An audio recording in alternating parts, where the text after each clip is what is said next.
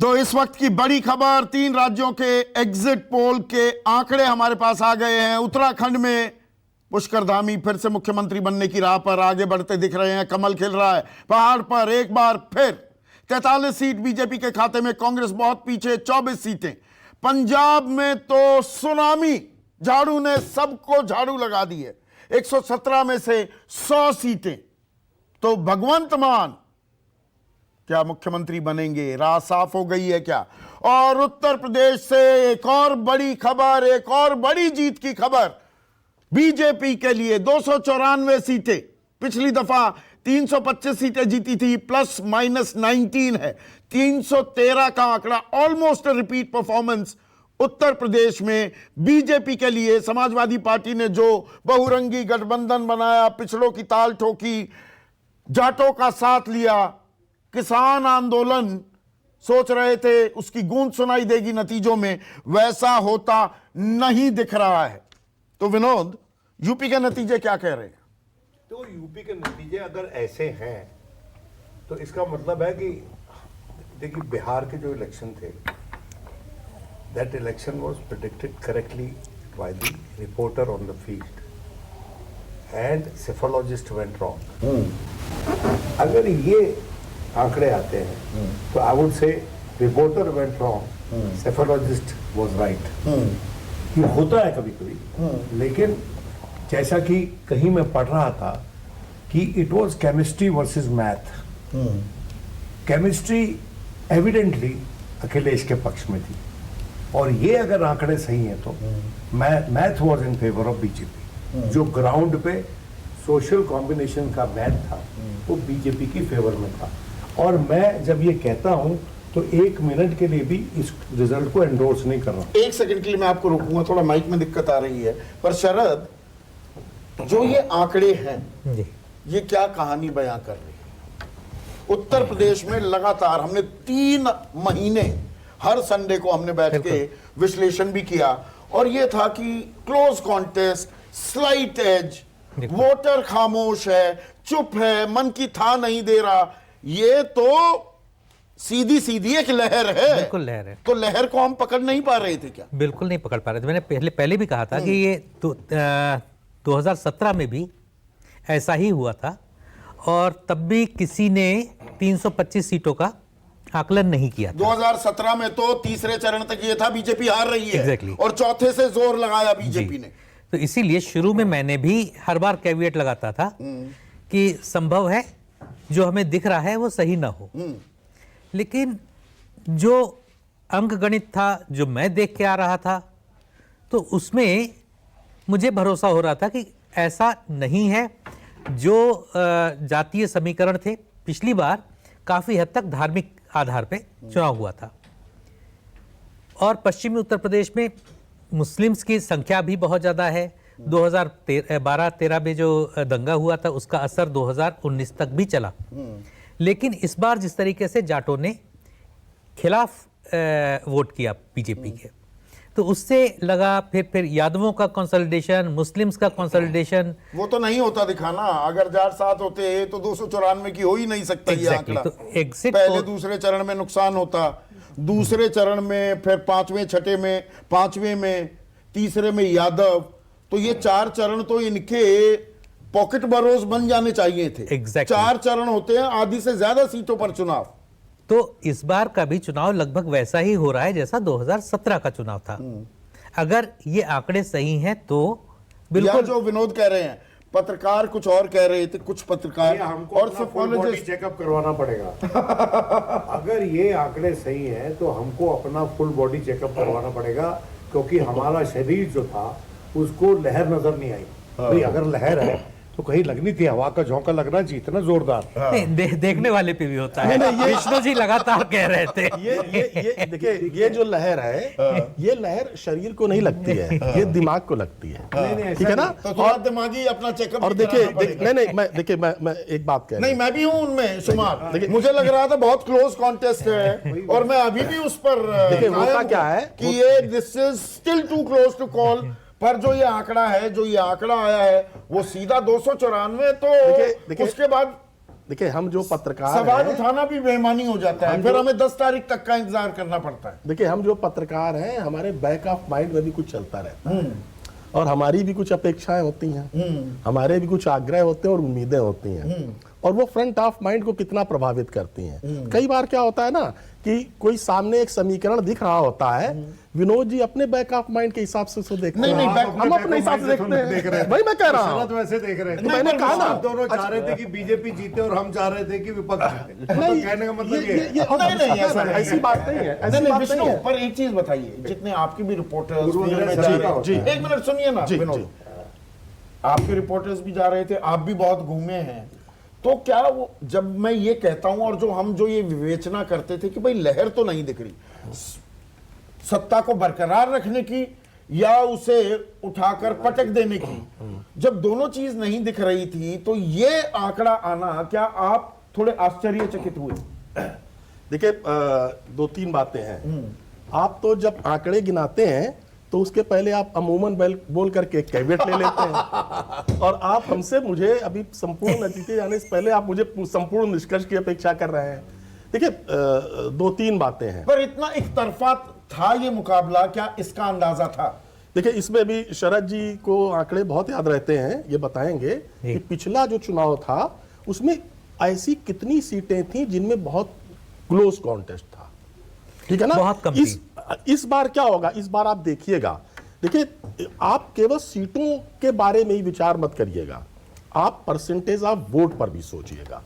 और ये जो कांग्रेस का निराशाजनक प्रदर्शन है और जो बीएसपी का निराशाजनक प्रदर्शन है, बीएसपी तो कहना चाहिए, अगर आप इन्वर्टेड कामा में कहें तो उसने मन से चुनाव लड़ा ही नहीं, और इसकी वजह से जो निगेटिव वोट था वो जो बीजेपी की तरफ खिसका है, कहीं ना कहीं बीजेपी उससे भी गए नहीं, पर इसमें विकास देखिए, जब मत प्रतिशत की बात होती है वो भी बताना जरूरी हो जाता है। हमारा आकलन ये है 43%, 39.40% 2017 में बीजेपी ने वोट लिए थे जब 325 सीटें जीती।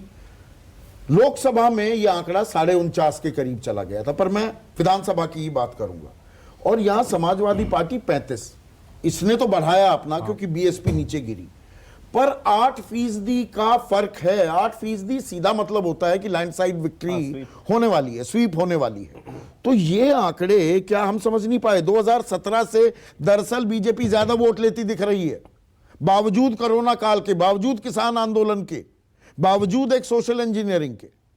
देखिए दो तीन चीजें हैं उसमें जो देखनी पड़ेंगी। पहली चीज तो ये है कि बसपा अगर कमजोर होती जा रही है तो बसपा का जो वोट छिटक रहा है, और छिटक के वो देख रहा है कॉन्टेस्ट है बीजेपी वर्सेस समाजवादी, और वो नहीं चाहता मान लीजिए कि समाजवादी पावर में आए, तो ये वोट परसेंटेज जो है ये इस तरह के नेगेटिव वोट से बढ़ जाएगा।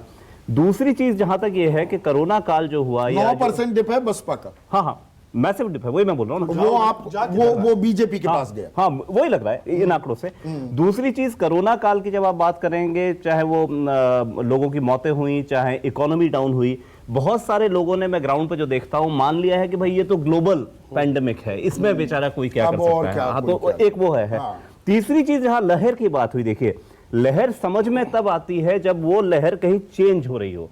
जैसे सीपीएम ने इतने साल, इतने दशक बंगाल पे राज किया कि हर इलेक्शन में सीपीएम की लहर दिखती थी। कभी कभी जब नॉर्मलाइज हो जाता है इलेक्शन तो वो लहर दिखाई नहीं देती है, वो डिफॉल्ट सेटिंग हो जाती है। जैसे एक जमाने में कांग्रेस की होती थी कि वोट डालने जा रहे हैं तो मतलब डिफॉल्ट सेटिंग आ गई उस सूबे में जहां पिछले 30 साल से सरकार रिपीट नहीं हुई है। वो पूरी संभावना है, और अगर ऐसा है तो मेरे ख्याल से वोट जो बैंक है इनका एक्सपैंड किया है, जहां सवर्ण से ये थोड़ा सा नॉन यादव ओबीसी और नॉन जाटव दलित और शायद थोड़े जाटव भी, अगर ये स्टेबलाइज कर रहा है वोट बैंक इनका, जैसे पिछली बार तो ये पिछले 2 इलेक्शन में चेंज हो रहा था, अगर स्टेबलाइज कर रहा है तो आगे आगे आपको शायद लहर दिखाई नहीं देगी। क्योंकि और इसी में वो सवाल जो मैंने मोहसिन रजा से पूछा कि बहुत से लोग ये बात कह रहे थे विकास कि भाई पिछली बार तो प्रधानमंत्री मोदी, नोटबंदी भी 8 नवंबर 2016 को हुई थी, वो फैक्टर्स थे, केशव प्रसाद मौर्य एक पिछड़ा अध्यक्ष थे, योगी के लिए वोट नहीं था। नहीं। इस बार योगी आदित्यनाथ जो एक अगड़ी जाति से, बहुत से लोग कहेंगे अरे भाई वो संत है, वो तो उनकी कोई संत की जाति ना पूछो, पर मैं हकीकत बयां कर रहा हूं। कि वो पिछड़ों को साध पाएंगे या नहीं, ये 1 लाख टके का सवाल था। उसका जवाब मिल रहा है कि इन आंकड़ों में कि ऐसे ये सवाल निराधार थे। देखिए, बात ऐसी है कि जब हम अति पिछड़ी जो जातियां हैं या नॉन जाटव दलित हैं, उनकी नजर से देखेंगे, उनको चॉइस करनी है between Yogi Adityanath and Akhilesh Yadav, and Akhilesh Yadav along side अब शिवपाल सिंह यादव, अलोंग साइड आप मान लीजिए आजम पर खान, साथ में ओम प्रकाश राजभर, संजय चौहान, स्वामी प्रसाद मौर्य, दारा सिंह, धर्म सिंह सैनी। देखिए उनकी उतनी ताकत नहीं रहेगी ना। जैसे एक बार शिवपाल सिंह यादव आ गए साथ में, अभी आजम खान भी बाहर आ जाएंगे, उसके बाद अति पिछड़े को देखना है कि जब मैं देख रहा हूं ठाकुरवाद जिसको एक कहा जा रहा है, और दूसरी तरफ मैं देख रहा हूं, मैं मान लीजिए यादव मुस्लिम टाइप का एक डोमिनेंस हो गया, तो दोनों के बीच में मुझे क्या चूज करना है, लेसर ईदर। हो सकता है उसको लग रहा हो कि, क्योंकि ये हम ना भूलें कि पिछले 3-4 दशक में तमाम भारत में, चाहे उत्तर प्रदेश हो, चाहे आप साउथ तक चले जाइए, बहुत सारे कास्ट ऑपरेशन की जो सिचुएशंस हैं वो जनरली अब होती हैं दलित वर्सेस पिछड़ा, उस तरह का इक्वेशन बनता है। बहुत कम जगह आप देखेंगे कि upper caste versus. The rise of Chandrasekhar, the cause of it was the clash between Dalits and Thakurs, where the Dalits felt wronged. हाँ सर, उस शुरुआती जमाने वहां से में, होती उस वेस्टर्न यूपी में। देखिए सर, ऐसा है कि वो थोड़ा बदल गया है पिछले 20-30 साल में। देखिए मैं मध्य उत्तर प्रदेश से आता हूँ, कानपुर से आता हूँ, और मैं भी ग्रामीण पृष्ठभूमि का हूँ। मैं जो फील करता हूँ कि मध्य उत्तर प्रदेश से लेकर के और आज जब पूर्वांचल तक जाते हैं, तो जो देखिए ठाकुर एक प्रभावी जाति है, ठीक है, और दलित जो है वो एक कायदे से सामाजिक आर्थिक दृष्टि से देखेंगे तो उनको हम कमजोर मानते हैं और है भी, ठीक है ना। तो दलित वर्सेस जो ठाकुर का द्वंद्व है वो अलग किस्म का है, दलित वर्सेस ब्राह्मण का जो द्वंद्व है वो अलग है, लेकिन दलित वर्सेस पिछड़े का जो मुकाबला है वो बराबर का है। तो हमेशा जो संघर्ष होता है गांव में, वो जो संघर्ष हमेशा गांव में होता है, वो दलित वर्सेस बैकवर्ड का ही होता है। वेस्टर्न यूपी में सर मैं दलित की बात कर रहा हूँ। एक मिनट, मुद्दे पर आते हैं जी। जो विकास कह रहे हैं सुकेश, क्या यूपी में बीजेपी डिफॉल्ट सेटिंग हो गई है वोटर के मानस की? देखिए संदीप, मैं अभी आंकड़े देख रहा था, जो तमाम एग्जिट पोल्स हुए हैं, जो मिनिमम प्रोजेक्ट कर रहे हैं बीजेपी को, वो आंकड़ा 211 का है, और जो एग्जिट पोल जो सबसे ज्यादा सीटें दे रहा है सपा को, वो 165 है। इसका मतलब एक सेक्युलर ट्रेंड है कि बीजेपी जीत रही है, समाजवादी पार्टी लड़ तो रही है लेकिन दूसरे नंबर पे है, कई जगह लड़ रही है और कई जगह वो धराशायी हो रही है। ये बात इसलिए कह रहा हूं कि ये एग्जिट पोल है, एग्जैक्ट पोल नहीं है, लेकिन ये एक सेक्युलर ट्रेंड दिखता है। अब जो आपने कहा कि क्या डिफॉल्ट सेटिंग हो गई है, गुजरात में भी हो गई थी जब तक नरेंद्र मोदी वहां थे। मुझे अच्छे से याद है 2012 में एक बार जब वो चुनाव खत्म हो गया था तो अपने दफ्तर में थे, हम कुछ पत्रकार साथी भी थे। मैंने ही उनसे पूछा कि सर, ये अधिकतर बार ये हम देखते थे कि आपका वोटर बहुत वोकल होता था, इस बार वो बहुत वोकल नजर नहीं आया। बोला उसे वोकल होने की जरूरत नहीं है, उसे मालूम है कि उसे क्या करना है। जो आंकड़े हैं संदीप, मैं देख के थोड़ा दंग हूं। जिस रेनबो कोलिशन की बात कर रहे थे, और कई बार मैंने इन 3 महीनों में कहा है कि जो लीडर्स गए हैं, क्या वो अपने साथ वो वोट लेके गए, क्या वो ट्रांसलेट हो रहा है क्या? ये एक बड़ा होगा इशू चुनाव बाद जब उसकी विवेचना की जाएगी। ऐसा लगता है कि वो नहीं गए, क्योंकि ओबीसी 64% अभी भी बीजेपी को वोट कर रहे हैं। एक जो चौंकाने वाली फिगर है कि जो बीएसपी जिसका वोट बैंक श्रिंक होकर सिर्फ जाटव वोटर तक रह गया था 2014, 17 और 19 के चुनाव में, उन जाटवों में बीजेपी को 34% वोट है, बीएसपी मार्जिनली अहेड है। अगेन कह रहा हूं, मैं अपने इस फिगर्स के हिसाब से जा रहा हूं जो चाणक्य का और नहीं, इन फिगर्स के आधार पर तो ये आंकड़ा भी दे रहे हैं ना। ये आंकड़ा, अगर ये फिगर्स बदल गई तो आंकड़ा बदल मतलब जाटव भी 47% बसपा के पास बचा है, 34% भाजपा के पास चला गया। ये साइलेंट वोटर है। और उसमें अब आप लगा लीजिए, जो महिलाओं की बात मैं कर रहा था कि महिला क्या उन्होंने जो बिहार के, यूपी के संदर्भ में एक छक के वोट करना कहते हैं, कि क्या उन्होंने आंख बंद करके बीजेपी के लिए वोट किया है? क्या हम जो सवाल उठा रहे थे कि युवाओं, भाई ये जिन परिस्थितियों में चुनाव हुआ वो कोरोना काल का चुनाव था, महंगाई बहुत बढ़ी हुई थी, बेरोजगारी एक बहुत बड़ा मुद्दा था, लेकिन क्या लोगों को ये लगा कि सरकारें इन चीजों में, सरकार इस चीज में पीछे रह गई, लेकिन यही सरकार शायद कुछ कर सकती है? क्या ये होप का चुनाव था? क्या जिस सरकार ने उनको थोड़ी बहुत राहत दी इन डिफिकल्ट सिचुएशंस में, क्या उनसे ही उम्मीद थी उनको? क्या समाजवादी पार्टी से उनको उम्मीद नहीं रही? बसपा से तो नहीं रही, कांग्रेस से नहीं रही, जो फाइट में था, जो कॉन्टेस्ट में था, उससे उम्मीद वो एक ऑल्टरनेट पॉलिटिक्स करेंगे, 294 खो दी क्या उन्होंने? नहीं, 294 का आंकड़ा फिर तो वो आंधी है ना, वही वो हवा महसूस क्यों नहीं हुई? और देखिए इसमें एक मिनट सुनिए ना भाई, आंकड़ों के हिसाब से जब हम, चरणों के हिसाब से जब हम बात कर रहे थे कि भाई पहला चरण, दूसरा चरण, इसमें किसानी की गूंज सुनाई देगी, बीजेपी को दिक्कत हो सकती है, कानून भी वापस लेने पड़े। दूसरे चरण में सिर्फ किसानी ही नहीं, मुसलमान भी एक बड़ा फैक्टर थे, मुस्लिम बहुल इलाके बहुत थे उसमें। तीसरे चरण में यादव आ जाते हैं। छठे सातवें चरण आते आते ये कुर्मी, केवरी, निषाद, जो ये तमाम एक बहुरंगी गठबंधन बनाया था, तो वो आकलन या वो जो विवेचनाएं थी, वो ख्याली पुलाव ही पकाए जा रहे थे। नहीं, वो इश्यूज थे, उस पर डिस्कस होना चाहिए था, उस पर डिस्कस किया गया, लेकिन अब ये 294 और 298 और 326 का जो फिगर है, मैं ईमानदारी से बात करूं, कई बीजेपी के वरिष्ठ, नाम लेना ठीक नहीं होगा, बीजेपी के कई वरिष्ठ नेता यहां तक खुद नहीं पहुंच पा रहे थे। उन्हें ये खुद नहीं मालूम है कि हम इतनी बड़े मार्जिन से जीतने वाले हैं। इसलिए अगर हमने ये डिस्कस किया कि किसान आंदोलन की गूंज क्या सुनाई देगी, क्या दे रही है, तो वो इस बात को लेकर थोड़े उहापोह में थे। नहीं, मैं इसीलिए लेकिन क्या कितने बटे हैं? एक मिनट विनोद, मैं यही सवाल इसीलिए पूछ रहा हूं कि भाई पहले दूसरे चरण में ये हमने देखा कि जो विधायक हैं, सांसद हैं, उनको गांव में घुसने नहीं दिया जा रहा, पर वोट उनके लिए बम्पर जली है। मतलब अगर 58 में से 53 जीती बीजेपी ने, तो इस बार भी 50 से 51 जीत रही है ना, तभी 294 का आंकड़ा। नहीं, आप देखिए, आपने जो ये बात कही ना कि जिनको गांव में घुसने नहीं दिया जा रहा था, उनके भी पक्ष में वोट पड़े।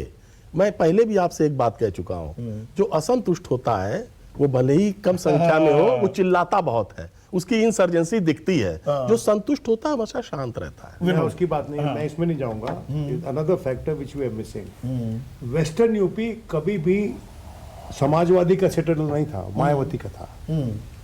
अगर मायावती के वोट में डिक्लाइन हुआ है, तो मायावती ने वेस्टर्न यूपी में बीजेपी को बचाया है, उसका वोट नहीं। और आरएलडी का उबार नहीं हो पाया, बिना एमएलए, बिना एमएलसी की पार्टी, देखो मतलब उसके लिए तो अस्तित्व क्या, वो कह रहे थे गलत घर में चले गए अमित शाह। मुस्लिम जाट और जाटव, अगर जाटव बीजेपी की तरफ चला गया है तो उसने ऑफसेट किया है जो जाट रह गया उसको। नहीं, वो जो एससी वोटर था, नॉन जाटव, ये इसी को एक इक्वेशन बनाया था बीजेपी ने, नॉन यादव ओबीसी और नॉन जाटव दलित, इनको अपने साथ लेना। नहीं, मैं पहले दूसरे चरण, एक मिनट, मैं शरद पहले दूसरे चरण की बात कर रहा हूं कि भाई अमित शाह ने बोला ना, और तब बहुत ज्यादा चर्चाओं में आए, सुर्खियां बटोरने लगे जयंत चौधरी कि भाई आप गलत घर में चले गए। और अखिलेश यादव का कैलकुलेशन ये था कि जाट मुसलमान साथ आ जाएंगे और हम तो साफ कर देंगे। तो यहां तो जो ये गठबंधन भी बनाए गए, जयंत चौधरी जैसे छोटे दलों के लिए पहले ही हाशिए पर थे, तो डब्बा गोल होने वाली स्थिति हो गई है। तो जी, इसका इन जो एग्जिट पोल है, इसका अगर मैं टेक अवे कहूं तो ये मुख्यमंत्री योगी आदित्यनाथ और प्रधानमंत्री नरेंद्र मोदी की लीडरशिप में लोगों की विश्वास का रिफ्लेक्शन है कि और जो आवाजें सुनाई दे रही थी वो माइनॉरिटी थी नहीं, और बहुतायत चुपचाप बैठा हुआ इंतजार कर रहा था बटन दबाने का। लोकल इसके मायने ये भी निकलते, स्थानीय विधायक, स्थानीय सांसदों से लोगों की नाराजगी थी। और जो जैसा विष्णु कह रहे हैं कि अगर, हाँ, वो जो आप भी कह रहे हैं कि माइनॉरिटी थे जो जोर जोर से बोल रहे थे, वोकल थे, और उसको जो मीडिया है उसको हम लोग जो जाते हैं तो जो दिखता है वही रिपोर्ट करते हैं, वही समझ में आता है, तो वही दिख रहा था। वही तो कह रहे हैं विनोद कि या तो पत्रकारों को अपना बॉडी चेकअप कराना पड़ेगा, या तो वो गलत है, यस अपोलॉजिस्ट का नंबर आएगा 10 तारीख को। देखिए वो न्यूज वैल्यूज भी, जो हमारे न्यूज वैल्यूज होते हैं वो भी, उसमें भी कॉन्फ्लिक्ट जो है न्यूज बनती है, शांति नहीं बनती। देखो तो इतना जैसे क्लियर, देखो पंजाब में बड़ा क्लियर था, nobody could have missed it. Predilection भी होती ना उस वक्त भी, उसमें भी नहीं आप मिस कर सकते। जो आवाजें थी, अब किसी के दिल में तो घुस के नहीं देखा हमने। सो हम लोग सेफोलॉजिस्ट और साइको एनालिस्ट एक साथ नहीं हो सकते हैं, हमको देखने पड़ेंगे आंकड़े, और उसके बेसिस पे हम डिसाइड करेंगे। रही बात वेस्टर्न यूपी में जो तुम लोग गए थे, मैं तो एक जगह गया हूं इलाहाबाद डिवीजन में, तुम लोग जो वेस्टर्न यूपी में गए थे, तुमने वो समा बांधा कि भाई बीजेपी हार गई हार गई हार गई, पहले तीन फेजेस में हार गई। लेकिन इससे लगता है कि बीजेपी 3 फेजेस में हारी नहीं, मायावती ने जिताई उसको, कम से कम उसके वोट ने जिताया उसको। मायावती अकेली देता है जो अपना वोट ट्रांसफर कर सकती है। और ये बात कही भी जाती रही है कि मायावती वोट अपना ट्रांसफर कर रही है। उससे पूछा, प्रणव रॉय ने पूछा था उससे अभी 2 दिन पहले, नहीं वो तो उसने उस बात को टाल दिया। तो मुझे लगता है कि ये पता चलेगा कि मायावती ने कोई ऐसा टैक्टिकल रोल अदा किया, हमको 6 महीने पता चल जाएगा, अगर मायावती को बीजेपी की तरफ से कोई मदद मिलती है तो। सुकेश, जो मिलेगी, क्विड प्रो होता है। नहीं, मैं तो स्पष्ट मानता हूं कि बीजेपी के सामने यूपी के लोगों को, और अब जरा यूपी से बाहर भी हम निकल लें, पूरा टेक अवे अगर आप इस पूरे एग्जिट पोल का कर लें, तो बीजेपी के सामने कोई नेशनल ऑल्टरनेटिव नहीं दिख रहा है। बीजेपी उत्तराखंड में बहुत चर्चाओं के बीच भी बीजेपी का वहां से निकल जाए। पर ये तो स्थानीय चुनाव है ना, मतलब पश्चिम बंगाल में कोई नेशनल ऑल्टरनेटिव थोड़ा देख रहा था, तृणमूल को खुलकर वोट दिया। मैं 5 चुनाव के आधार पे कह रहा हूं कि कांग्रेस का इस तरीके से कमजोर हो जाना, बीजेपी का इस तरीके से अपनी स्तर पे बने रहना, अंधी पट्टी में अपनी मजबूती कायम रखना, बिल्कुल। और इसमें एक टेक अवे सिर्फ ये है कि आम आदमी पार्टी अगर पंजाब जीतती है तो वो एक ऑल्टरनेट के तौर पे उभर रही है कि उत्तराखंड में उसने कांग्रेस को हराने में अहम भूमिका निभाई, अगर उसने वोट काटे हैं। अगर मैं सब कह रहा हूं इन एग्जिट पोल के नतीजों के आधार पे, जो आंकड़े हैं उनके आधार पे, गोवा में भी उसका एक रोल होगा। तो एक छोटी पार्टी अगर अपना दायरा इस तरीके से बड़ा करती है, जबकि प्लेयर्स कांग्रेस भी है, कांग्रेस ने सारे दांव भी खेले, उसके बाद अगर वो नहीं आ पाती है तो बीजेपी के सामने एक ऐसी पार्टी खड़ी होनी होगी जो एक ऑल्टरनेट लेके उसके सामने आए। बसपा कहीं बेल आउट कर दे रही है, कहीं उसको कि उत्तर प्रदेश में बसपा बेल आउट कर दिया। शशांक यादव, हाँ, मैं एक और सवाल पूछ, उससे आगे बढ़ के सोचना पड़ेगा। बसपा का वोटर अब उनका वोटर लगता है कि हो गया है। देखो ऐसा है, मोस्ट ऑफ मैं ऐसे इस आकलन पे, इस बेसिस पे मैं ये बात नहीं कह सकता कि बासपा का वोटर उनका वोटर हो गया। मैं इस आंकड़े के आधार पे कह रहा हूं। मैं नहीं, इस आंकड़ों के आधार पर तो इतना आगे हमको नहीं जाना चाहिए, सीमित रहना चाहिए एनालिसिस, मेरा ये मानना है। इससे लगता है कि मायावती का वोट उधर ट्रांसफर हुआ है। अब उससे आगे ये जाके कह देना कि तो उनका हो गया, तो उनका कैसा हो गया, उनको क्या, उनमें क्या मतलब बीजेपी में क्या बसपा की बात ठीक है, जाटव उनका हो गया है, ऐसा नहीं हो सकता। लेकिन 14, 17 और 19 का अगर आप नतीजे देखें, शिफ्ट हो रहा है, सेकुलर ट्रेंड धीरे-धीरे आपको आता है कि वो अपना वोटर बना रहे हैं। देखिए, ये सेकुलर शब्द एक तो इस्तेमाल ना करें, it is a misnomer in this situation. आप ये कहिए there is a consistency, there is a consistency. अब ये मत बोलिए सेकुलर। चलिए सिमेंटिक्स की बात नहीं, एक सेकंड शशांक, पर इसमें एक और सवाल, और ये आंकड़े हैं, अभी आखिरी नतीजे कतई नहीं हैं, पर क्या अगर ये आंकड़े नतीजों में तब्दील होते हैं, इनके आसपास भी रहते हैं, तो क्या एक चीज और सामने आ रही है कि ये बीजेपी नाम का जो राजनीतिक दल है, 24/7 इलेक्शन मशीनरी, संगठन की मजबूती, रणनीतिकार, स्टार प्रचारकों की लंबी फेहरिस्त और नैरेटिव बनाने में काबिलियत, इसको आप 3 महीने पहले जी उठे, घर से बाहर निकले और बोले जी अब लड़ाई लड़ते हैं 3 महीने की, उससे नहीं हारने वाली है, क्या ये भी एक टेक अवे है? अगर ये पहली बात तो मैं तो आप ही के आंकड़ों पर कॉन्फिडेंस, और मेरा अभी जब ब्रेक चल रहा था मैं बैठे बैठे हिसाब ही लगा और मेरा कॉन्फिडेंस लूज नहीं हो रहा है। मैं आप ही के जो जाति आंकड़े दिए उन्हीं से 41 और 43 मान रहा हूं अभी भी, आप ही के आंकड़ों, वो तो अलग बात होगी। लेकिन जो सवाल आपने किया कि for the sake of hypothesis ही मान लेते हैं कि अगर ये आंकड़े सही है जैसा कि आपका सर्वे दिखा रहा है, तो हमारे लिए एक ही टेक है इस पूरी बात में कि जो काम हमने 3 महीने किया है वो अगले 3 साल फिर करें।